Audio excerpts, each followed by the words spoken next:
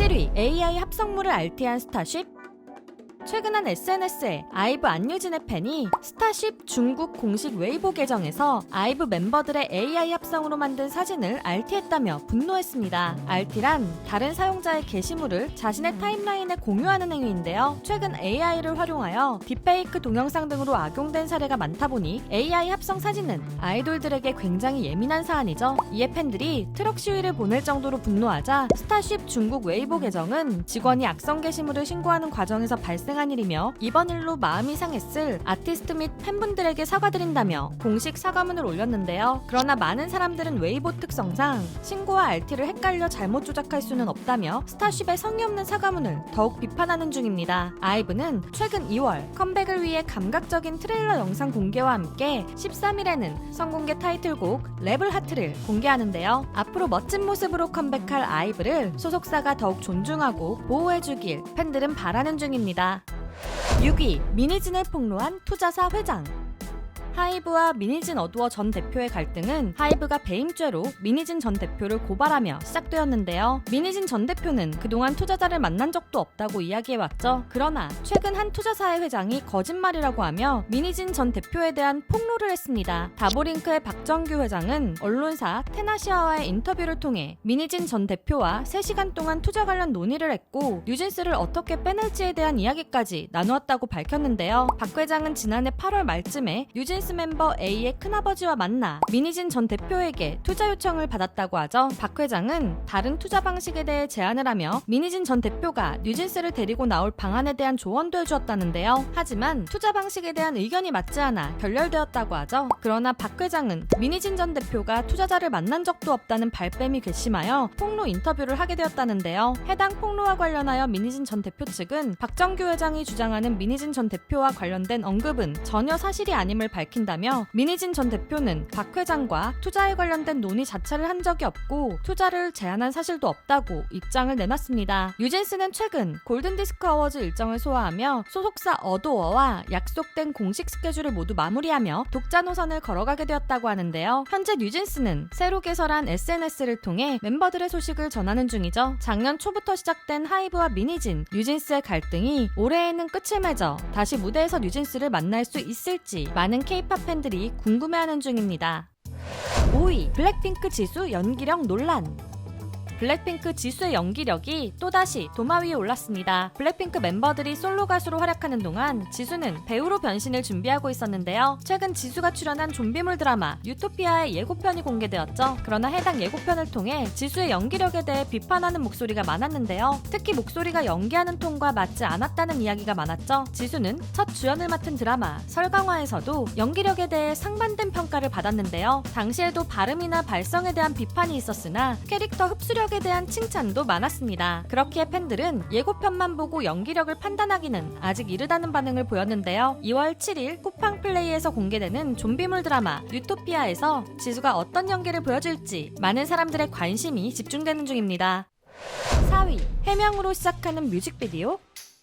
세븐틴의 에너지 넘치는 유닛 부석순이 컴백했습니다. 그런데 부석순의 뮤직비디오는 이렇게 시작하는데요. 본 콘텐츠는 24년 상반기에 기획되었으며 등장하는 인물, 사건 조직 및 배경은 실제와 어떠한 관련도 없음을 밝힙니다. 뮤직비디오가 이런 해명부터 하는 이유는 컨셉이 선거운동과 비슷한 느낌이기 때문이었죠. 그래서 부석순은 컴백 전 트레일러 영상에서도 같은 해명을 해야 했는데요. 이러한 해명과는 별개로 부석순은 청춘은 바로 지금이라고 말하며 힘든 청춘들을 위한 응원의 노래를 들려주었습니다. 그래서인지 이번에도 많은 사람들이 부석순의 노래에 반응했는데요. 앨범은 발매 당일 약 42만 장의 판매량을 기록했으며 각종 국내 음원 차트의 상위권을 차지하였고 뮤직비디오도 유튜브 인기 급상승 뮤직비디오 2위를 했다고 하죠. 이벤트로 준비한 ARS에서는 행복 메이커로 출사표를 던진 부석순의 목소리를 들을 수 있다고 하는데요. 한 라인 개통 직후 빠르게 누적 10만 건을 넘기며 부석순의 놀라운 인기를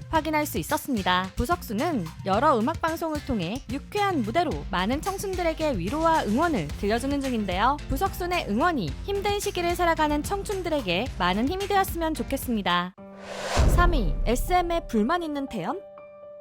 최근 SM의 고연차 아이돌들이 SM 30주년 콘서트와 관련하여 소속사에 대한 불만을 털어놓았습니다. 그중 태연의 불만은 많은 팬들에게 충격을 주었는데요. 이번 SM의 30주년 콘서트에는 소녀시대의 리더이자 솔로 가수로도 엄청난 파워를 자랑하는 태연이 참여하지 않아 많은 팬들을 아쉽게 했죠. 이에 몇몇 사람들이 태연이 무대에 대한 의욕이 없다며 오해를 하자 태연은 유료 소통 어플을 통해 직접 해명했습니다. 태연은 의욕 넘치게 두 곡 세 곡을 멋지게 무대에서 하고 싶어 회사에 말을 전하고 기다리고 있었지만 소속사 측에서 준비를 해주지 않아 아예 못하게 된 것이었는데요. SM과 오랜 시간 함께해온 태연에게 이런 대우를 했다는 것에 많은 팬들이 놀랐죠. SM에 대한 불만을 이야기한 것은 태연뿐만이 아니었습니다. 레드벨벳의 웬디도 이번 SM 30주년 콘서트에 개인적인 사유로 출연하지 않는다고 했었는데요. 해당 공지가 올라갔을 때 웬디는 팬들에게 미안한 마음을 전하며 회사랑 한 달도 더 전에 이야기를 한 것인데 이제서야 공지가 올라갔다고 말했습니다. SM을 위기에서 구한 동방신기의 최강창민도 팬이 굿즈를 많이 사겠다고 말하자 그만큼 팔리면 회사가 나를 어떻게 대해줄라나 라며 의미심장한 말을 했죠. 슈퍼주니어의 예성도 SM 30주년 콘서트에 대해 오래 있었던 소속사의 행사이다 보니 최대한 참여는 하겠지만 앨범 음악에는 거의 참여를 하지 못했으며 단체곡의 차가운 대우에 대해선 얘기하기도 지치고 하고 싶지도 않다고 불만을 이야기했는데요. SM의 역사를 만들어간 아이돌들에 대한 소속사의 대우에 많은 K-POP 팬들은 30주년 기념 콘서트의 의미가 퇴색되었다는 반응을 보이기도 했습니다. 2위 2024 멜론 연간 차트 발표 놀라운 순위. 사용자가 줄었다고는 하지만 그래도 국내에서는 멜론을 많이 이용하고 있기 때문에 항상 멜론 차트의 순위는 주목을 받게 되는데요. 드디어 멜론의 2024년 연간 차트가 발표되었죠. 작년 한 해 어떤 곡들이 가장 많은 사랑을 받았을까요? 10위 밴드 열풍의 주인공 중 하나인 QWER의 고민 중독. 9위 2024년 노래방 1위 곡인 B2B 이창섭의 천상현. 8위 중독적인 이끌림을 들려준 아일릿의 마그네틱. 7위 놀라운 역주행을 보여준 데이식스의 예뻤어. 6위 롱런하고 있는 발라드 임재현의 비의 랩소디. 5위 밴드의 인기를 이끈 데이식스의 한 페이지가 될 수 있게. 4위 사랑은 모든 것을 이긴다는 아이유의 러브 인 올.